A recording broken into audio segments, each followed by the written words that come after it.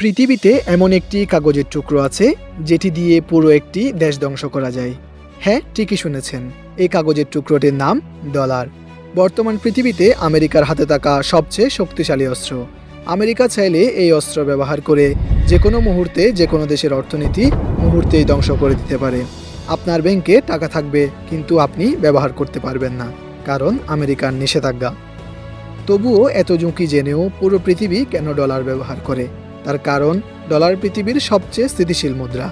যখন অন্য কোনো দেশের মুদ্রা ভেঙে পড়ে, ডলার তখনও দাঁড়িয়ে থাকে।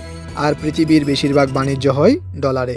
তেল, গ্যাস, খাদ্য, আন্তর্জাতিক লেনদেন সব কিছুর হিসাব হয় ডলারে।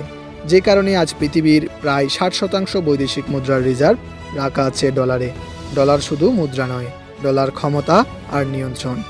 আর আমরা চাই বা না চাই, এই নিয়ন্ত্রণের মধ্যে আমাদের চলতে হয়। ভিডিও ভালো লাগলে একটি লাইক করবেন এবং শেয়ার করবেন।